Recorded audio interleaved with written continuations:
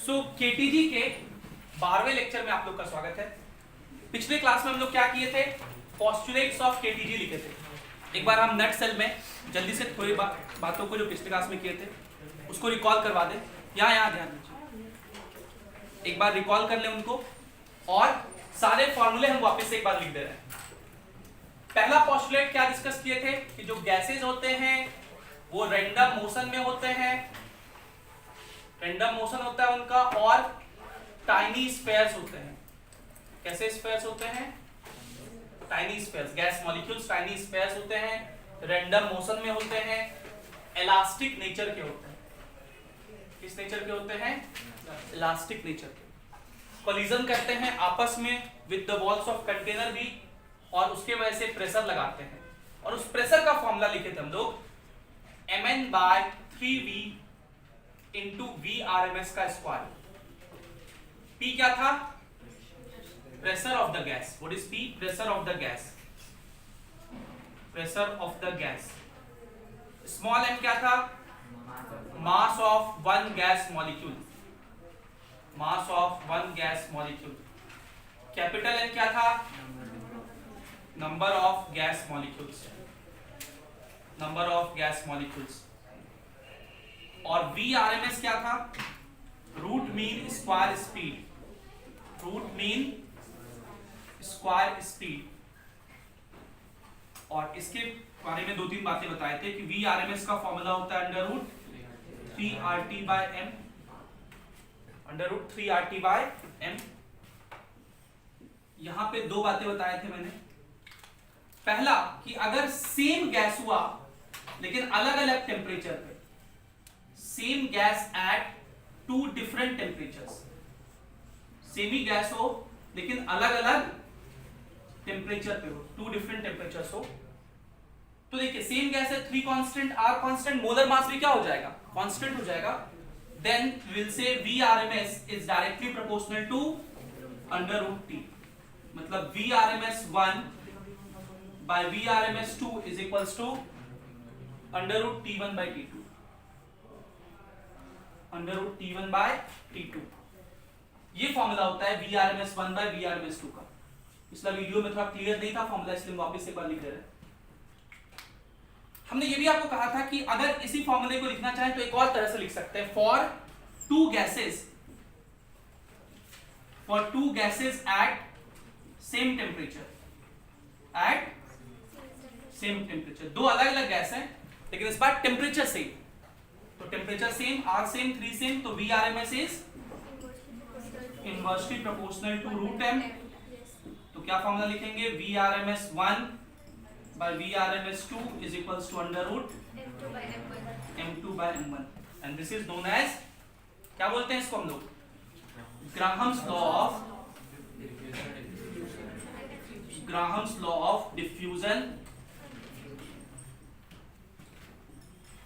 Graham's law of diffusion and effusion. Diffusion क्या बताए थे? गैसेस का इंटरमिक्स, एक दूसरे से मिलने का रेट, इसको डिफ्यूजन कहते हैं। इफ्यूजन क्या कहते हैं? किसी सिलेंडर से गैस के निकलने का प्रॉपर्टी, उसका रेट, उसको इफ्यूजन कहते हैं। छोड़िए, Graham's law of diffusion and effusion. ये बात समझ में आया? अच्छा, कुछ बातें हमने और बताई थी आपको। जैसे हम लोग जानते हैं ideal gas equation PV is equals to, इसको हम लोग बोलते हैं ideal gas equation. Ideal gas equation. आज जो हम लोग असाइनमेंट करेंगे काइनेटिक थ्योरी ऑफ गैसेस का, इसमें बहुत सारे क्वेश्चंस आपको आज जो अभी फॉर्मूले लिखेंगे उन्हीं फॉर्मूले में बनेगा, बहुत सारे questions. PV is equals to ideal, क्या बोलते हैं हम लोग?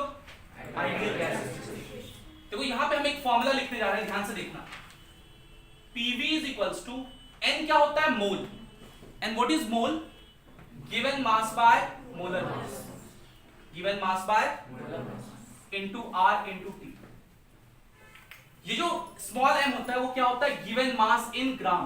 What is small m? Given mass in gram। Small m है given mass in gram। अगर आप देखिए इस V को इधर भेज दें, M को इधर भेज दें, तो PM is equals to क्या लिखेंगे? Mass by volume into R into T।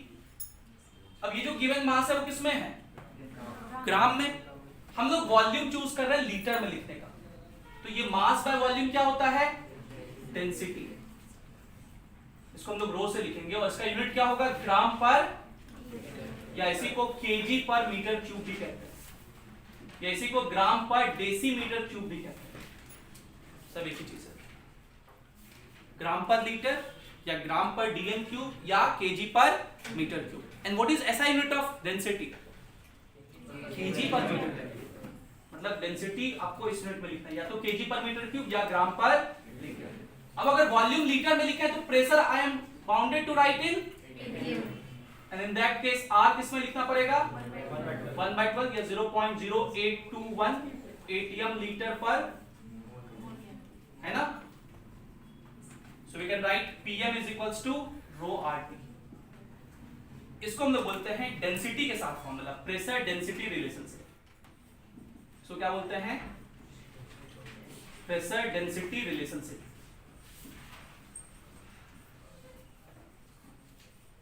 और ये जो इक्वेशन लिखे थे pressure is equals to mn/3v into VRMS, इसको हम लोग क्या बोलते हैं? Kinetic gas equation. इस फॉर्मूले से क्या हम लोग ऐसा लिख सकते हैं कि P by rho is equals to RT by M। P by rho is equals to, तो क्या मैं VRMS का ये भी फॉर्मूला लिख सकता हूं कि नहीं लिख सकता हूं? VRMS is equals to under root 3RT by M था, मतलब under root 3P by rho. RT by M को क्या लिख सकते हैं? तो VRMS का प्रेशर और डेंसिटी केस के टर्म में ये भी एक फॉर्मूला होता है। ठीक, आगे हम लोग पढ़ेंगे, इधर दिख रहा है ये रिकॉर्डिंग में? याद रख दीजिएगा ना। आगे हम लोग पढ़ेंगे गैस में साउंड का स्पीड। गैस में ये हम लोग एडियाबेटिक प्रोसेस साउंड में जब पढ़ते हैं, ये टॉपिक फॉर्मूला जो लिखने वाले हैं ये साउंड का है, लेकिन कई बार यहाँ पे मिल जाता है, बुक्स में क्वेश्चन में मिल जाता है, इसलिए खाली वो फॉर्मूला लिख रहे हैं। ये फॉर्मूला है speed of sound in gas. Speed of sound in gas का फॉर्मूला है, speed of sound in gas. कभी कभी आपसे साउंड का स्पीड गैस में पूछ देगा। So speed in of sound in gas का फॉर्मूला होता है velocity of sound is equals to under root gamma RT by M। क्या होता है formula? Gamma RT by M। And what is gamma? Gamma क्या है? CP बाय CV का ratio. तो कभी भी आपसे ये भी सवाल पूछा जा सकता है, जैसे एक सवाल हम आपको दे रहे हैं कि किसी गैस में साउंड का स्पीड उस गैस के RMS स्पीड के साथ किस रेशियो में होता है? Find the ratio of speed of sound in a gas with its RMS speed. Try कीजिए सब लोग, इसको लिख लो एक बार। अगर लिखा हुआ है आप लोग का सही बात है, जिसका नहीं लिखा हुआ वीडियो में पिछले बार अगर नहीं लिखा था तो जो बात नहीं लिखा वो सही से लिखिए और फिर ये सवाल बनाइए। ये बात तो नहीं लिखा होगा, इसको लिखिए।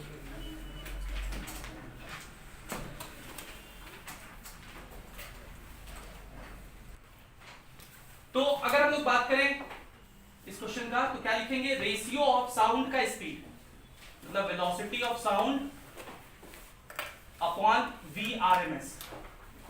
क्या फॉर्मूला हो जाएगा इसका? तो वेलोसिटी ऑफ साउंड अभी देखिए क्या होता है? Under root gamma RT by M, है ना? और VRMS कितना होता है? अंडर रूट,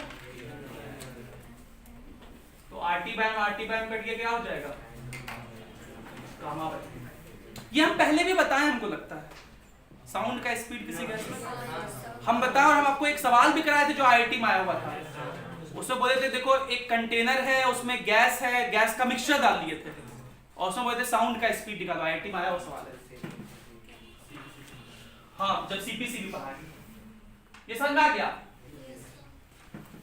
इसके बाद हम लोग पोस्टुलेट्स लिखे थे कि जो गैस मॉलिक्यूल्स हैं उनका जो एक्चुअल वॉल्यूम होता है, गैस मॉलिक्यूल्स का एक्चुअल वॉल्यूम जो होता है वो पूरे गैस के वॉल्यूम के कंपैरिजन में, पूरे गैस का वॉल्यूम का मतलब पूरे कंटेनर का वॉल्यूम उसके कंपैरिजन में नेग्लिजिबल होता है।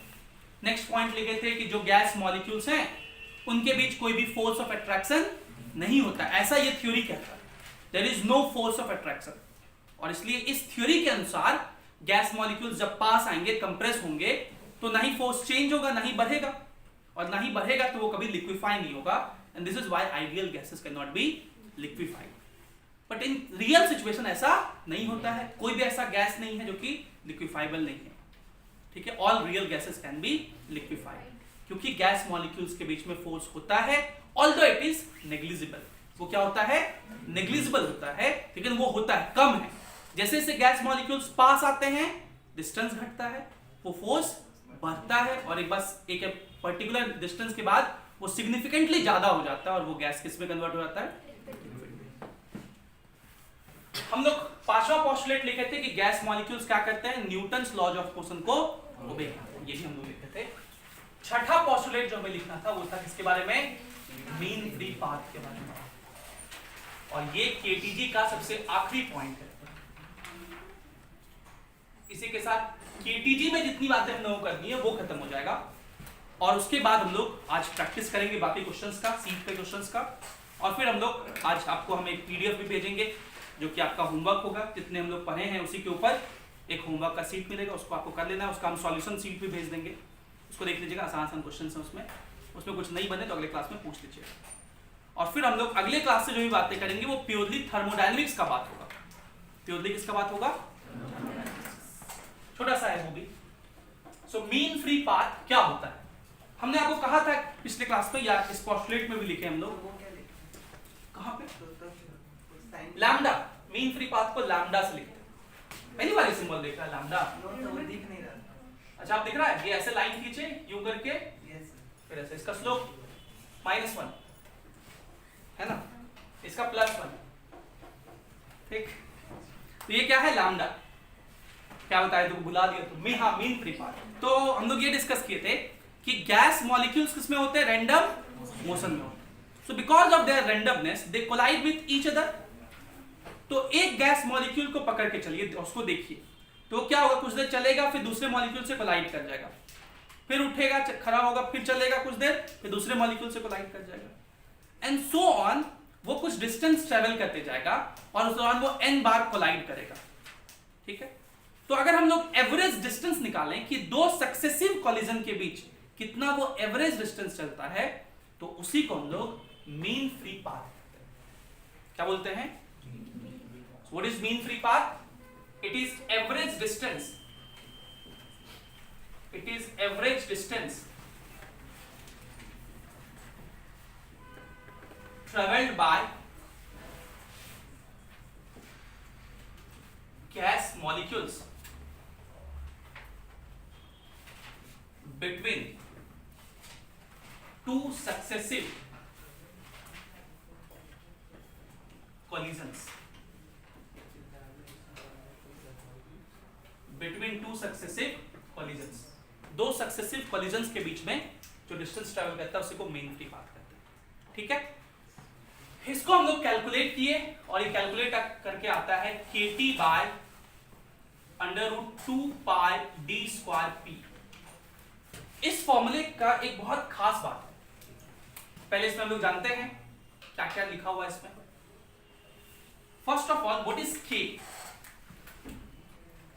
k is called Boltzmann's constant. k क्या है? What is Boltzmann's constant? Boltzmann's constant is basically ratio of two famous constants. Boltzmann's constant क्या है? रेशियो है दो फेमस कांस्टेंट का, किसका किसका? R और Na का। What is R? Universal gas constant. And what is Na? Avogadro's number.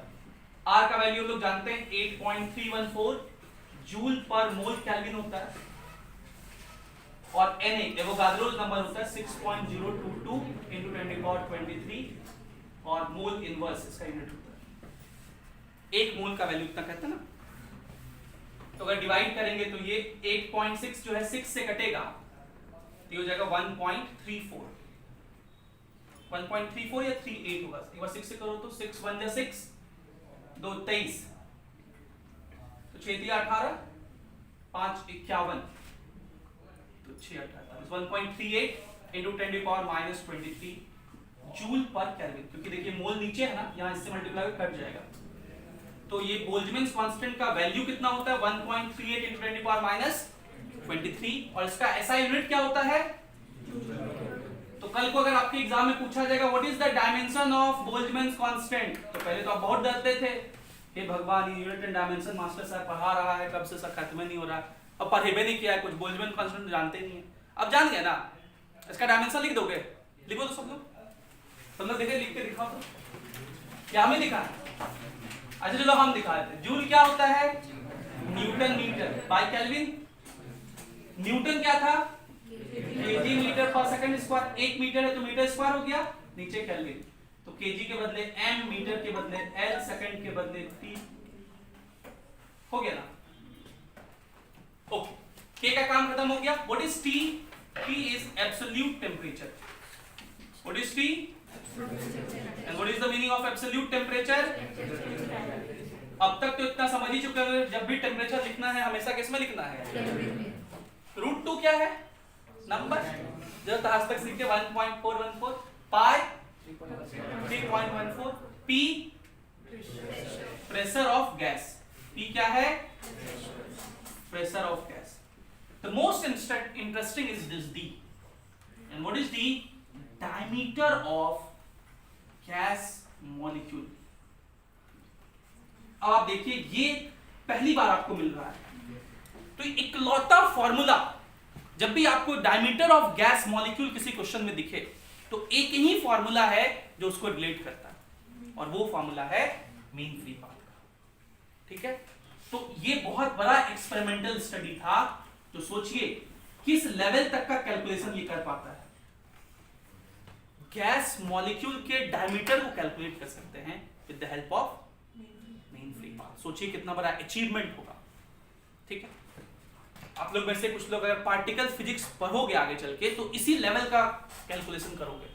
Particle physics, जब आप फिजिक्स में आगे चल के एमएससी करते हैं, बीएससी करने के बाद फिजिक्स में जब आप पीएचडी एमएससी करते हैं तो वहां पे एक पार्टिकल फिजिक्स पेपर होता है, उसमें आपको ये पढ़ाया जाता है ये सारी चीजें। एनीवे, हम भी नहीं किए हैं, तुमको भी नहीं करना होगा। इंजीनियरिंग में इतना फॉर्मूला याद रखिए। हमारे एनसीईआरटी में इसका डेरिवेशन भी है एक छोटा सा, ठीक है। वो डेरिवेशन भी हम लोग जब उस वो वाला डेरिवेशन करेंगे काइनेटिक गैस इक्वेशन का तो उस दिन कर लेंगे, थोड़ा सा छोटा सा डेरिवेशन है वो कर लेंगे। अभी इस फॉर्मूले पे आइए। यहाँ पे मुझे एक बात और बताना है, हम लोग जानते हैं कि पीवी इज इक्वल्स टू क्या होता है, ये फॉर्मूला कितना बार लिख चुके होंगे, क्या बोलते हैं इसको, ये तो हटा गया होगा। अच्छा देखो इसको ऐसा लिखते हैं, PV is equals to small N क्या है, मोल। मोल निकालने का एक फॉर्मूला मैंने आपको बताया था, n by Na, number of molecules divided by what is capital N, number of molecules into R into T। ध्यान रखो, कोई दिक्कत। अब जरा देखो ये R बाय Na को क्या कहोगे, अभी सिखा है R बाय Na को क्या बोलते हैं, बोल्ट्जमैन कांस्टेंट। तो इसको इसके बदले में K लिख दूं तो PV is equals to NKT लिख दें। कहीं कहीं आपको आइडियल गैस इक्वेशन ऐसा लिखा हुआ मिलेगा, PV is equals to NKT। तो बच्चा लोग ना सोचता है, डर जाता है और साथ साथ सोचता है कि हो सकता है पुस्तक में गलत लिखा हुआ है। क्या गलत लिखा हुआ है, N मोल्स है और ये K क्या है, R है, गलती से K लिख दिया गया। और फिर आगे पूछता है सर जो आप बताए थे उसमें रियल गैस मतलब यूनिवर्सल गैस कांस्टेंट को तो आप R से लिखे थे, बुक में कहीं कहीं K लिखा हुआ रहता है, ऐसा काहे। बुर्बक क्या है, बोल्ट्जमैन कांस्टेंट, और ये N नंबर ऑफ मॉलिक्यूल्स है, मोल नहीं। और ऐसा क्यों लिखते हैं, समझ में आ गया कैसे आया है ये। अच्छा, इससे रिलेटेड ना एक और फॉर्मूला है, इस KT को इधर भेज दीजिए, तो P by KT is equals to क्या, मैं N बाय V लिख दूं, बोलो। और इसको क्या पढ़ेगा जरा देखिए तो, number of molecules per unit volume. पढ़ेंगे ना, क्या पढ़ेंगे इसको, number of molecules per unit volume. तो इसको हम लोग शॉर्ट में NV से लिखेंगे, N सफिक्स में क्या लिख देंगे, V। So what is NV? Number of molecules per unit. अब इसका हमारे प्रॉब्लम से क्या संबंध? तो जा देखिए, इसी फॉर्मूले को हम लिख रहे हैं, कहां लिखें? यहां लिखें। इसी फॉर्मूले को हम यहां पे थोड़ा सा लिख रहे हैं। देखिए लैम्डा इज इक्वल्स टू लिख सकते हैं क्या? केटी को मैं नीचे भेज दे रहा हूं, तो ऊपर बचा 1/√2 पाई d स्क्वायर p, और ये केटी यहां लिख दे, कोई दिक्कत? अब जरा देखिए p/kt को क्या लिख सकते हैं? nv लिख सकते हैं ना। सो मीन फ्री पाथ का एक और फॉर्मूला होता है 1/√2 पाई d स्क्वायर nv। ठीक, मतलब कभी अगर आपको मीन फ्री पाथ पूछ दे, डायमीटर ऑफ गैस मॉलिक्यूल दे दे और number of molecules per unit volume दे दे, तो ये दिखा कराएंगे। ये ध्यान दीजिएगा, ये क्या है? एनवी नहीं, एन सफिक्स में वी है, स्मॉल एन सफिक्स में वी। उसका मतलब क्या है? Capital N by V. समझ रहे हो? कैपिटल एन बाय वी को लिखने का वो तरीका है। क्लियर?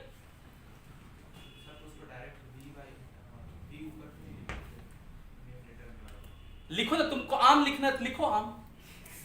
हम काहे लिखते हैं वो हम पे छोड़ दो ना, और हम जैसे लिखते हैं तुमको वैसे मानना है तो मान लो।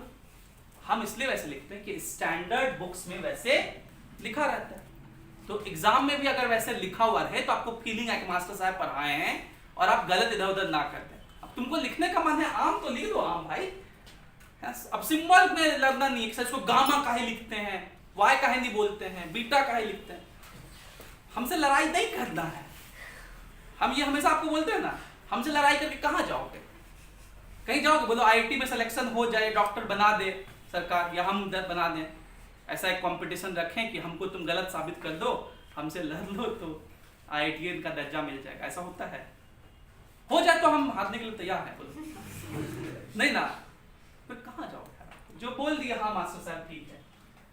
हाँ, आप पूछिए जहां कॉन्सेप्ट में दिक्कत हो वहां पूछिए। क्लियर?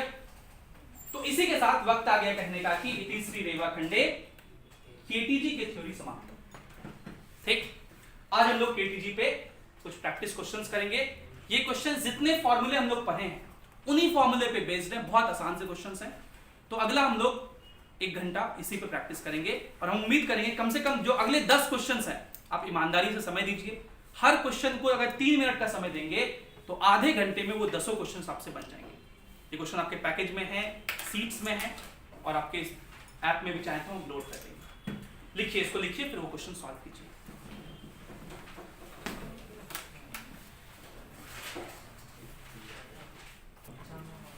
तो असाइनमेंट केटीजी, पहला सवाल मुझे उम्मीद है सब लोगों से बन गया होगा, फिर भी मैं डिस्कस कर रहा हूं। क्वेश्चन नंबर 1 में क्या क्या दिया, डेटा दिया हुआ, बताओ।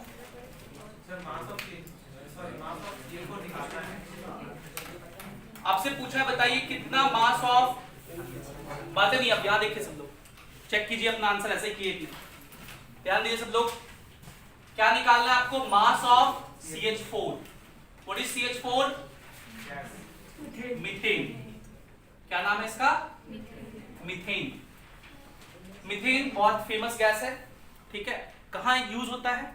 कुछ एग्जांपल बताइए इसका। गोबर गैस सुने ना? गोबर गैस, बायोडिग्रेडेबल सब्सटेंसेस जब डिकम्पोज करते हैं तो उससे मीथेन गैस निकलता है, इसको बायोगैस भी कहते हैं। क्या कहते हैं? बायोगैस। और कुकिंग गैस, जो हम लोग नेचुरल गैस भी बोला जाता है CH4 को, जो हम लोग के घर में आता है LPG, उसमें लिक्विफाइड मीथेन भी यूज किया जाता था पहले, अब घट गया है, अब पेट्रोलियम लिक्विफाइड के फॉर्म में यूज किया जाता है। CH4 क्या है? मीथेन। मीथेन का मोलर मास 16 क्या? ग्राम। मोलर मास कितना होता है? 16 ग्राम। तो आपसे पूछा है कि बताइए मीथेन का मास कितना होगा अगर इसको एक कंटेनर में रखें, जिस कंटेनर का वॉल्यूम कितना है? 9 लीटर। वॉल्यूम दिया हुआ है 9 लीटर। प्रेशर कितना दिया हुआ है? 16 ATM। और टेम्परेचर कितना दिया हुआ है? 27 डिग्री सेल्सियस। तो हम लोग जानते हैं equation PV is equals to, इस इक्वेशन में सारी बातें रख दीजिए। प्रेशर हम लोग एटीएम में लिख रहे हैं 16, तो वॉल्यूम हमें लीटर में ही लिखना होगा। कितना? 9। N होता है मोल, वो होता है गिवन मास, ये हम लोग को निकालना है बाय मोलर मास जो कि 16। R का वैल्यू कितना? 1/12 लेंगे, और T 27 डिग्री सेल्सियस 300 केल्विन होता है। ये 12 से बताए थे कि कट जाता है 325 बार में।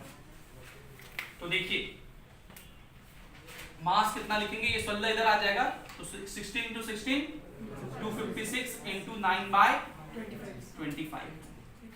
तो 25 से देखो ये 10 बार में कटेगा, 250 लिखा हुआ है ना अप्रोक्सीमेटली, 250 गुना 9 90, मतलब 91 या 92 ग्राम के आसपास आंसर होगा, अप्रोक्सीमेटली 92 ग्राम। उसमें कितना आंसर दिया हुआ है? 94, उसको सही कर देना। चलिए दूसरे क्वेश्चन की तरफ चलते हैं। क्वेश्चन नंबर 2 में क्या क्या डेटा है? किसी के पास 2 पैकेज है तो एक दे दो हमको, है कहीं पे 2 पैकेज? तुम दे दो, ऐसे दे दो। चलिए दूसरे सवाल की तरफ चलते हैं। कितने लोगों से बन गया दूसरा सवाल? अभी ट्राई कर रहे हैं बस, इतना 3 मिनट का समय। चलो दूसरा सवाल देखो, पहले दूसरा सवाल बता देते हैं। Find the pressure exerted by, तो आपको प्रेशर निकालना है, exerted by 10 to the power 23 gas molecules. कितने गैस मॉलिक्यूल्स हैं? तो ये जो 10 to the power 23 है, ये क्या है? नंबर ऑफ गैस मॉलिक्यूल्स है, इसको हम लोग क्या बोलते हैं? कैपिटल है। Each of mass 10 to the power -23 ग्राम, तो ये स्मॉल m हुआ ना, हर का मास होता है कितना? 10 to the power -23 ग्राम। और क्या दिया हुआ है? Contained in a container of volume 2 litre, volume कितना है? 2 लीटर है, और VRMS आपको दिया हुआ है 1000 मीटर पर सेकेंड। बताइए कौन सा फॉर्मूला लगाइएगा? प्रेशर निकालना है, VRMS दिया हुआ, तो प्रेशर और VRMS एक ही फॉर्मूला में तो रिलेटेड था, kinetic gas equation. Pressure is equals to mn/3v into VRMS का स्क्वायर। अब यहां फूक के कदम रखिएगा, ध्यान सुनिएगा। जो स्पीड होता है वो तो आप मीटर पर सेकंड में रख रहे हो, मतलब ये SI यूनिट है। ये क्या है? SI यूनिट में वेलोसिटी रख रहे हैं, तो वॉल्यूम भी SI यूनिट में रखेंगे। And what is the SI unit of volume? Metre cube. क्या होता है? ये जो वॉल्यूम दिया हुआ ये 2 लीटर है, इसको मीटर क्यूब में क्या लिखेंगे? 2 × 10 to the power -3 metre cube. ठीक है? mn ये टोटल मास आएगा, ये किस में आएगा? तो देखिए स्मॉल n ग्राम में है, n से मल्टीप्लाई करोगे तो भी किस में आएगा? ग्राम में आएगा। Gram is not SI unit, KG में कन्वर्ट करना पड़ेगा, उसके लिए भी 10 to the power -3 मल्टीप्लाई करना पड़ेगा। सब कुछ SI सिस्टम में रखेंगे तो प्रेशर भी किस में आएगा? SI सिस्टम में, जिसका यूनिट क्या होता है? पास्कल, न्यूटन पर मीटर स्क्वायर। तो प्रेशर लिखिए mn, इन दोनों को मल्टीप्लाई कर दीजिए। कहां है m? ये इंटू ये मल्टीप्लाई करेंगे तो 1 हो जाएगा, 1 ग्राम मतलब 10 to the power -3 kg बाय 3 इंटू वॉल्यूम कितना है? 2 × 10 to the power -3 litre into VRMS का स्क्वायर, तो 10 to the power 3 लिखा हुआ है, इसका स्क्वायर करेंगे 10 to the power 6। पता है कुछ लोग क्या करते हैं, ये सब इतना सोचते नहीं है। इस क्वेश्चन में ओकेजनली ऊपर में भी है 10 to the power -3, नीचे में भी 10 to the power -3, तो बिना ऐसा सोचे काटपीट करते हैं और आंसर लाके खुश रहते हैं। लेकिन ऐसा आंसर लाना खुशी का बात बिल्कुल नहीं है, इससे गलत प्रेसिडेंट सेट हो जाता है। आप फिर सोचिएगा नहीं कि यूनिट का कितना महत्व है। और इस फॉर्मूले में ओकेजनली आपका ऐसा हो गया, अगर आप नहीं सोचते और मान लो वॉल्यूम मीटर क्यूब में दिया होता, फिर गलती हो जाता कि नहीं हो जाता। इसलिए इन बातों का ध्यान रखना है हमेशा, खास करके यूनिट्स का। तो बिल्कुल कुछ भी नहीं लिख देना है फॉर्मूला। जहां भी आपका चैप्टर आसान होगा ना, देखिए ये जग जाहिर बात है कि केटीजी चैप्टर आसान है, थर्मोडायनेमिक्स चैप्टर आसान है, वहां फॉर्मूला में रखना है वैल्यू, आंसर निकालना, और कुछ कर ही नहीं, करवा ही नहीं सकता वो। तो और कुछ नहीं करवा सकता, तो जान करके डेटा ऐसा देगा कि आपको फंसा ले जाए, है ना। ये बात का ध्यान रखना है। तो ये प्रेशर किस में आएगा? पास्कल में। ठीक, ये भी ध्यान रखना है प्रेशर किस में आएगा, क्योंकि हो सकता है कि ऑप्शन में वैल्यू सेम दिया है लेकिन प्रेशर का यूनिट लिख दे एटीएम। हो सकता है, नहीं हो सकता है? आप वहीं पे फंस गए। आप सॉल्व किए 10⁻6/6, 6 ही हुआ, 10⁻6/6 आया। देखिए ऑप्शन में जिसमें एटीएम था उसे मार के निकल गया। ध्यान देना इस बात को। अब देखिए इसको कैलकुलेट कर लेते हो थोड़ा सा। इसको क्या मैं ऐसा लिख सकता हूं, 10 × 10⁵ पास्कल, और 10⁵ पास्कल को एटीएम कहते हैं। तो 10/6 मतलब 5/3, 1.67 एटीएम। हाँ, उसमें गलत लिखा हुआ आंसर, उसमें आंसर गलत लिखा हुआ है। ठीक है, इसके बाद क्वेश्चन नंबर 3 ट्राई कीजिए सब लोग। क्या है क्वेश्चन नंबर 3 में बता दे रहा हूं थोड़ा सा।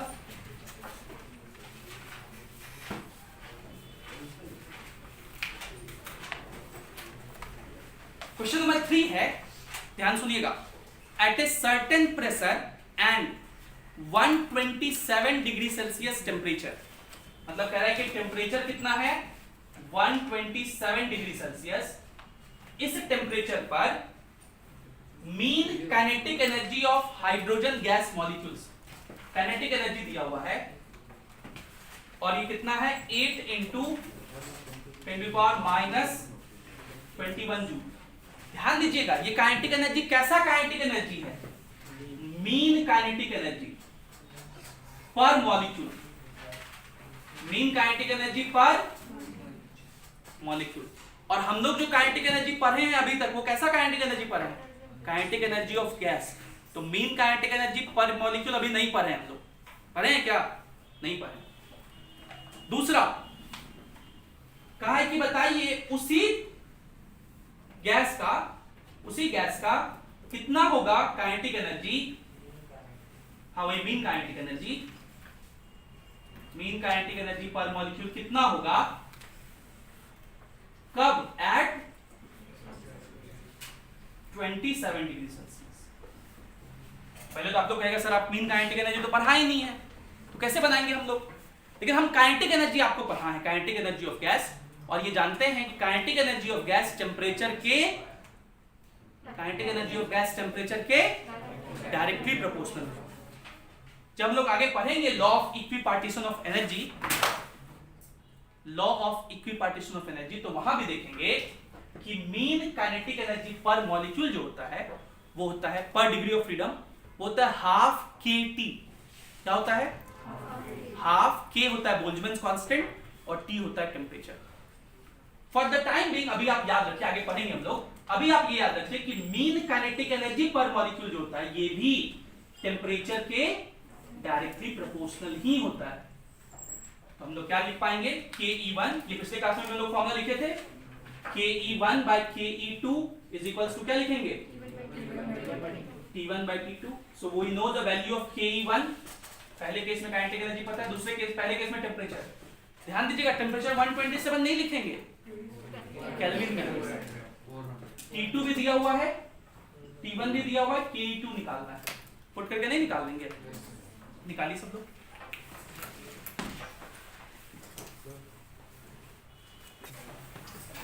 तो 5 नंबर, अच्छा पहले हम लोग 3 नंबर सॉल्व कर लेते हैं। 3 में ये फॉर्म, हाँ ये फॉर्म हम खाली रख देते हैं, वैल्यू निकाल लेते हैं। KE1 8 × 10⁻⁻21, KE2 ये हम लोग को निकालना है, is equals to T1/T2। T1 कितना है 127 डिग्री सेल्सियस, केल्विन में कितना कहेंगे 400/300।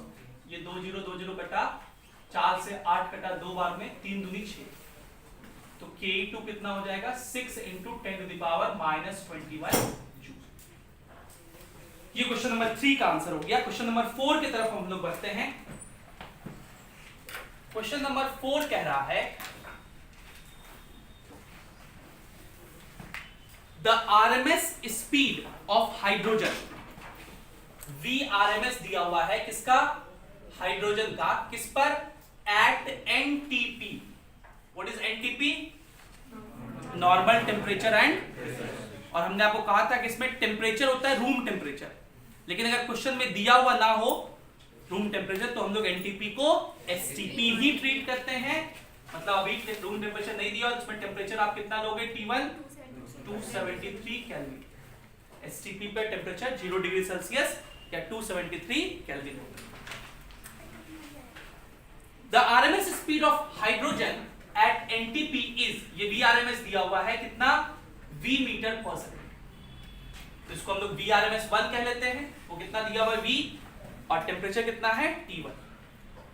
अब कह रहा है कि if the gas is heated at constant pressure, gas is heated at constant pressure, तो इस केस में क्या कांस्टेंट है, प्रेशर।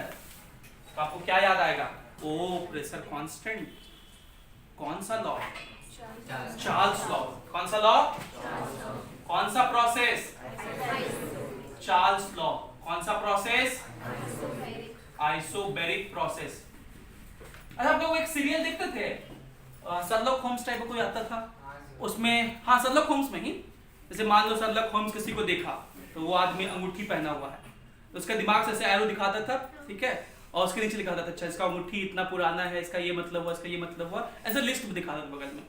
वैसे ही आप लोग का दिमाग में शर्लॉक होम्स टाइप चलना चाहिए। कैसे, जैसे ही आप अब दिमाग में मत सोचना कि पिक्चर दिखाएगा ऐसा, ठीक, तुम लोग कैसे सोचना ऐसे, अच्छा कांस्टेंट प्रेशर, तो इसका क्या मतलब, चार्ल्स लॉ मतलब, तो यहाँ पे आइसोबैरिक प्रोसेस का सारा फीचर्स यहाँ पे उसी तरह लिस्ट कर दो, लिस्ट करो ऐसे ही शुरुआत में कीजिए, हम हमेशा नहीं कर रहे, लेकिन अभी अगर शुरुआत में करना सीख जाओगे तो सारा फॉर्मूला क्या हो जाएगा, हाँ एक दो सीट बनाने के बाद याद हो जाएगा। तो याद करते हैं चार्ल्स लॉ मतलब प्रेशर कांस्टेंट, इसका मतलब V is directly proportional to, इसका मतलब हाँ V1 by T1 is equals to V2 by T2, delta U का फॉर्मूला NCV डेल्टा T, ये तो सब में होता है, Q का फॉर्मूला, और फॉर्मूला बताओ क्या सीखे थे इसमें, और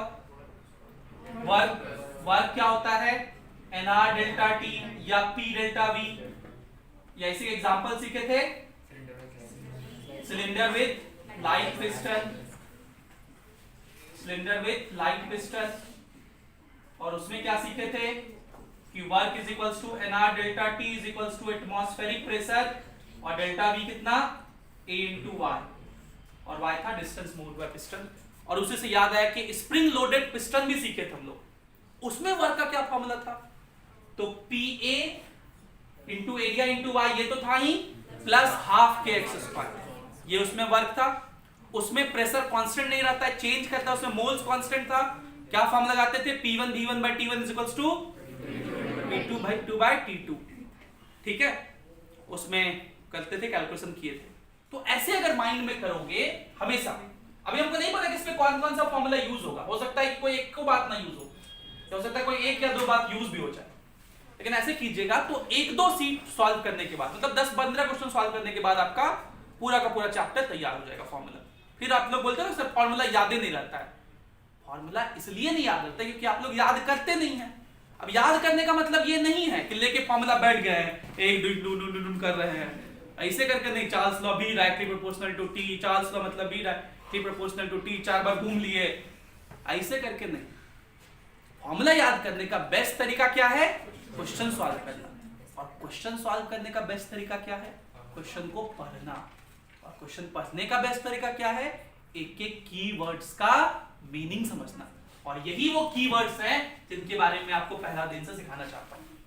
कीवर्ड्स मतलब जैसे ही कोई कांस्टेंट प्रेशर दिखा तो आपके माइंड में शर्लॉक होम्स टाइप्स ये सब बात चलना चाहिए।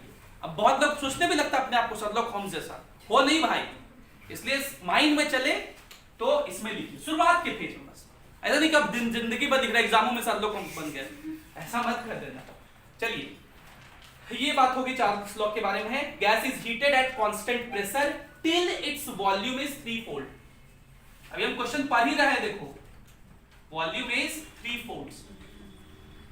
वॉल्यूम इज 3-fold का मतलब कि वॉल्यूम अगर पहले V1 का वैल्यू था V0, तो अब वॉल्यूम हो गया 3v0। 3 फोल्ड्स का मतलब तिगुना हो जाना। v2 कितना हो गया 3v0, मतलब बेसिकली वॉल्यूम तिगुना हो गया। तो वॉल्यूम तिगुना हो गया मतलब टेम्परेचर भी क्या हो जाएगा, तिगुना हो जाएगा। बोलो, तो इसका मतलब हम लोग T2 लिख सकते हैं कि नहीं लिख सकते? T1 पता है 273, तो T2 क्या लिखेंगे 273 इंटू 3, तो 819 कैलोरी। अभी हम क्वेश्चन पढ़ रहे हैं, सॉल्यूशन नहीं करना शुरू किए हैं। अभी हम क्या कर रहे हैं, क्वेश्चन पढ़ रहे हैं भाई। पूरा क्वेश्चन कहां पर है अभी? What will be it's final temperature? Final temperature ये आंसर है ना। जो क्वेश्चन पढ़ते के साथ आंसर मिल गया कि नहीं मिल गया? हाँ, आगे पढ़ो। R and its RMS speed, मतलब फाइनल Vrms2 निकालना है। हम लोग जानते हैं Vrms1 by Vrms2 का फार्मूला, तो रख दीजिए Vrms1 by Vrms2 क्या लिखेंगे, under root T1 by T2। तो लिखिए Vrms1 तो V दिया हुआ था, by Vrms2 हम लोग को निकालना है, is equals to under root T1 by T2। T1 कितना, तो Vrms2 हो जाएगा √3 इंटू V। अगर आपका V के फॉर्म में आंसर हो तो इसी फॉर्म में आंसर रख दीजिएगा। अगर V के फॉर्म में ना हो, V भी निकालने कहे तो आप निकाल सकते हैं। ये V तो निकाल ही सकते हैं ना। Vrms का क्या फॉर्मूला होता है, √3RT बाय m, मतलब √3R का वैल्यू 25/3 लिखने सिखाए थे। T कितना 273 और हाइड्रोजन का मोलर मास 2 × 10⁻³ 2 ग्राम होता है, तो सिखाए थे केजी में लिखना है। देखिए काटपीट करिए थोड़ा सा, देखिए 3 से 3 कट गया, 2 से इसको काट दो, 1 7 कटेगा 3 बार में 6 ना 0.5, ठीक है। ये 10⁻³ ऊपर जाकर 10⁻³ बनेगा, ये होगा √1365 इंटू 10⁻²। बोलो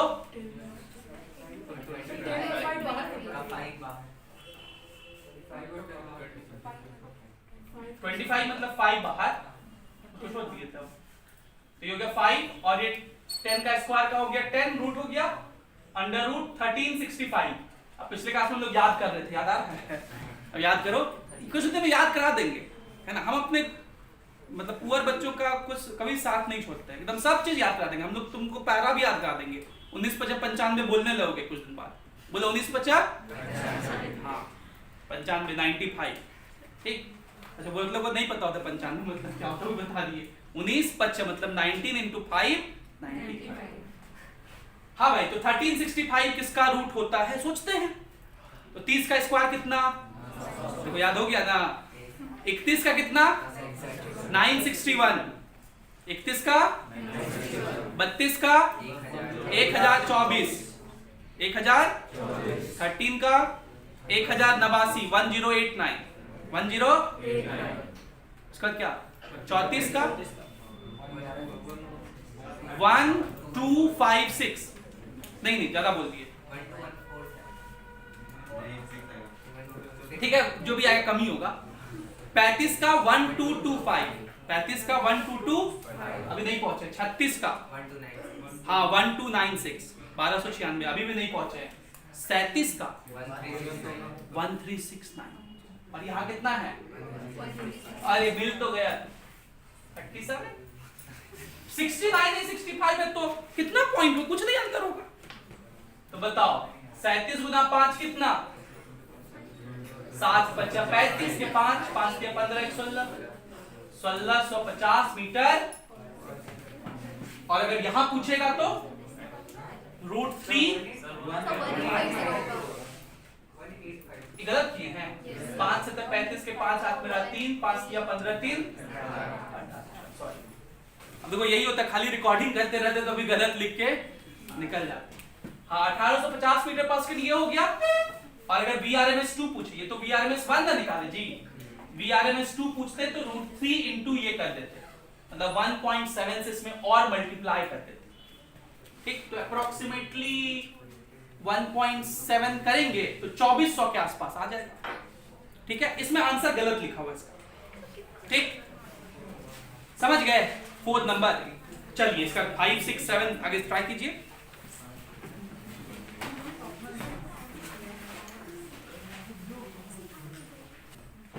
तो अब हम लोग क्वेश्चन नंबर 5 की तरफ बढ़ते हैं। क्वेश्चन नंबर 5 क्या कह रहा है, पहले हम लोग क्वेश्चन को पढ़ लेंगे फिर सॉल्व करेंगे। तो मेरे साथ साथ आप लोग भी क्वेश्चन को पढ़िए, समझिए सही से। कैलकुलेट द टेम्परेचर ऑफ सन। हमसे क्या कह रहा है, कैलकुलेट टेम्परेचर ऑफ सन। सन का टेम्परेचर बताइए। हाँ ठीक है ना, मेरा थोड़ा अंग्रेजी कमजोर है। कैलकुलेट है भाई, कैलकुलेट द टेम्परेचर ऑफ सन। सन का टेम्परेचर निकालना है। बहुत जगह हम लोग सन का टेम्परेचर निकालने का अलग अलग विधि पढ़ेंगे। इनमें से एक विधि, एक तरीका, एक प्रोसेस की है। सन को अलग अलग तरह से टेम्परेचर निकालने के लिए स्टडी किया गया है, जिसमें से एक तरीका ये है कि भाई सन जो है वो बेसिकली बहुत सारे गैसेस का गोला है, बहुत सारे गैसेस का एक स्फेरिकल पार्ट है, और उस गैस का अगर टेम्परेचर निकाल लिए तो मोटा मोटी कमोबेश सन का टेम्परेचर निकल जाएगा। आगे हम लोग पढ़ेंगे जब रेडिएशन, तो वहां पे कोई लोग कहेंगे, एक साइंटिस्ट आएंगे वेइन, वो कहेंगे कि सन जो है मोटा मोटी ब्लैक बॉडी जैसा है जो कि सारा एनर्जी को एब्जॉर्ब कर लेता है। तो वो अपने मेथड से सन का टेम्परेचर निकलवाएंगे, वो भी हम लोग करेंगे। तो सन को मोटा मोटी आप यहाँ पे एक गैसेस से बना हुआ गोला समझिए, और उस गैस का टेम्परेचर ही सन का टेम्परेचर होगा। ये आगे लिख भी दिया हुआ है। Given that density of sun is, sun का डेंसिटी मतलब सन में जो गैस है उसका डेंसिटी, तो डेंसिटी दिया हुआ है 1.4 ग्राम पर सीसी। सीसी मतलब centimetre cube.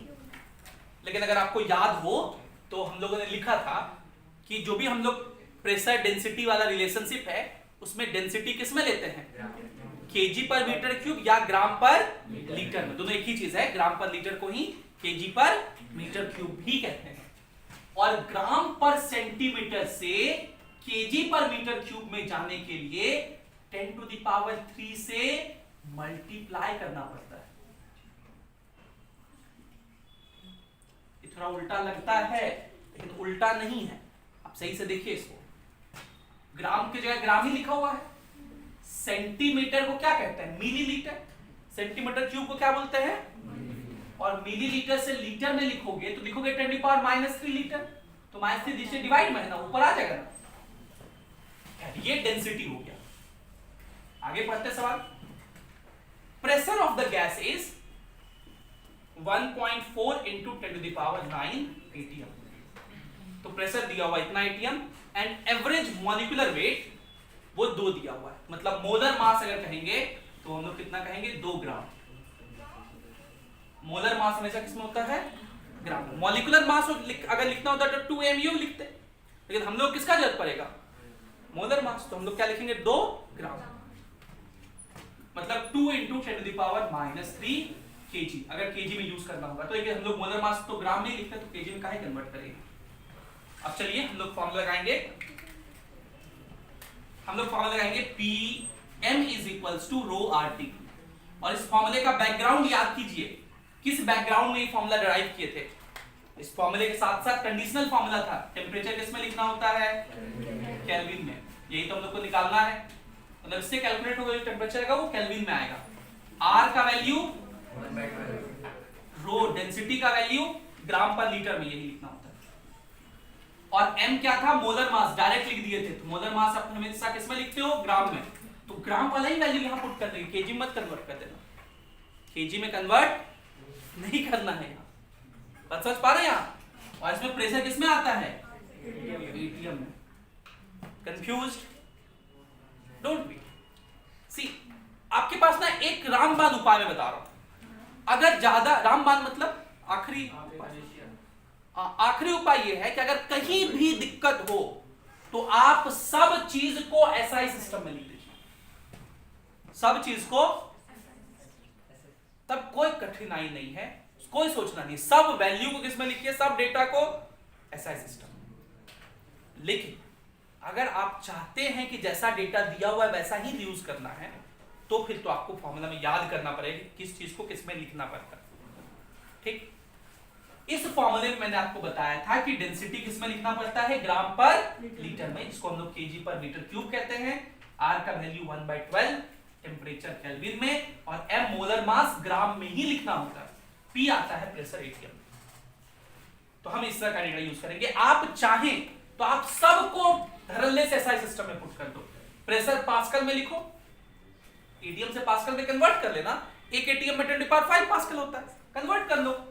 Molar mass KG में लिखिए, मतलब 2 × 10⁻³ से लिखिए। डेंसिटी तो यही एसआई सिस्टम में यूनिट है, तो यही लिख देंगे। आर भी आप एसआई सिस्टम में लिखिए 25/3 या 8.314, और टी केल्विन में वही आया कटपिट। ठीक है। हालांकि चलिए इसको सॉल्व कर लेते हैं हम लोग इस सिस्टम में। Pressure ATM 1.4 × 10⁹ into molar mass, वो हो गया 2। डेंसिटी इन ग्राम पर लीटर, तो 1.4 × 10⁻3। देखिए इस तरह से एडजस्ट किया हुआ है कि कट जाए। आर का वैल्यू 1/12 और टी हम लोग को निकालना है। ये 1.4 से ये 1.4 कट गया, 10⁻³ से कितना बार में कट जाएगा, 10⁻6 बार में। 12 × 2 24, तो 24 × 10⁻6 केल्विन होगा। इसको हम लोग लिखेंगे 2.4 × 10⁻7। आंसर क्या दिया हुआ है, वही दिया हुआ है। तो कोई निकाल रहा था 10⁸ आ रहा था, हम लोगों में से गलत है होगा। चलिए इसके बाद हम लोग चलते हैं क्वेश्चन नंबर 6 की तरफ। क्वेश्चन नंबर 6 लिखिए।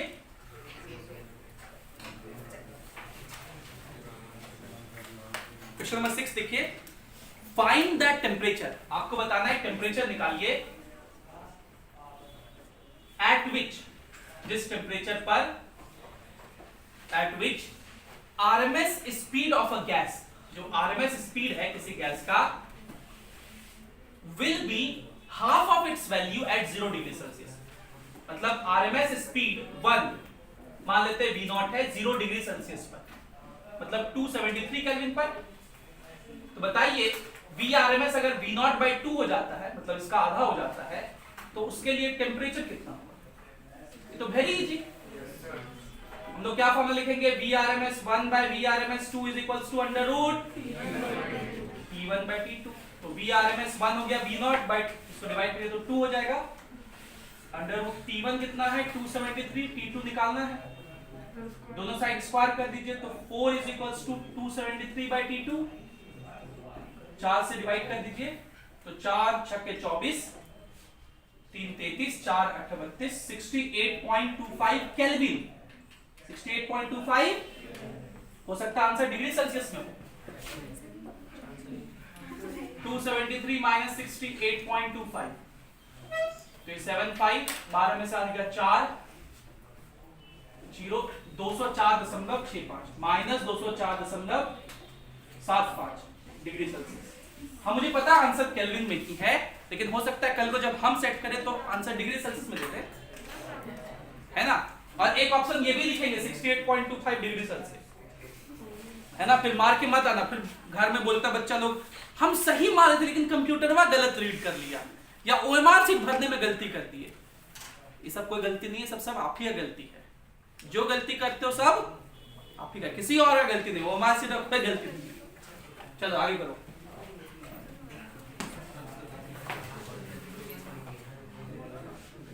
तो हम लोग आज का आखिरी सवाल डिस्कस कर लेते हैं, 7 नंबर, और फिर 8 से अच्छे सवाल है, वो ज्यादा कॉम्पिटिटिव एग्जाम के लिए इंपॉर्टेंट है। अभी यहां तक जितना सवाल करेंगे जेईई मेंस में या नीट में पूछा सकता है, आईआईटी में नहीं पूछेगा।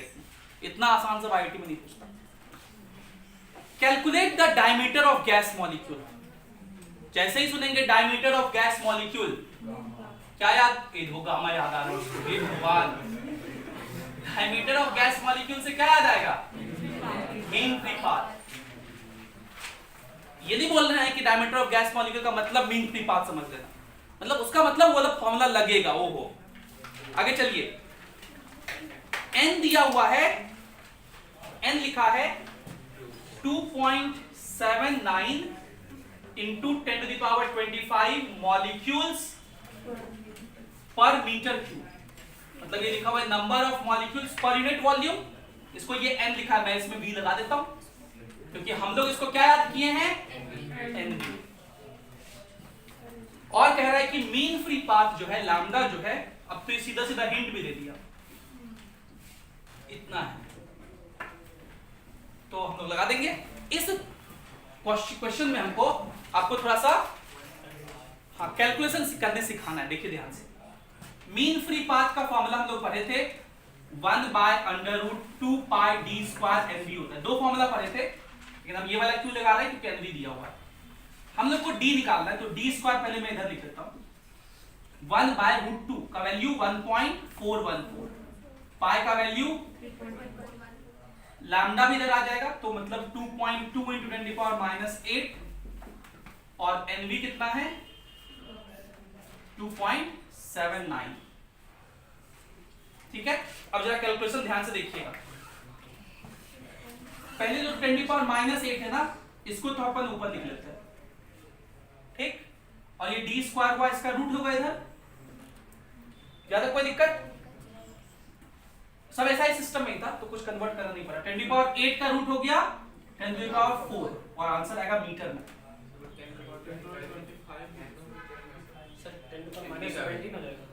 ये क्या है, उसको भी तो माना है।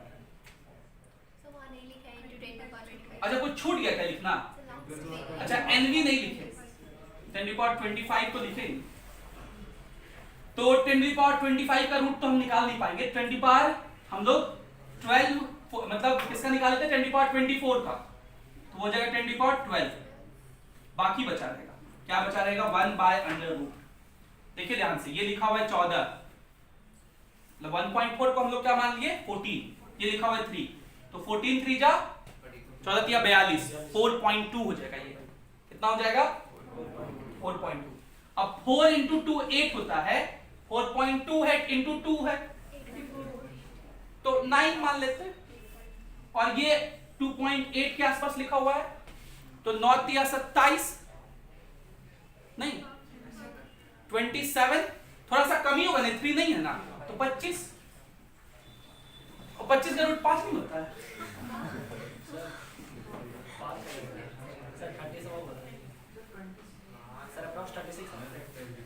गलत बोल दिए, फिर से बोल, देखो समझो, हम मतलब थोड़ा सा कैलकुलेशन देख लेते हैं हम लोग।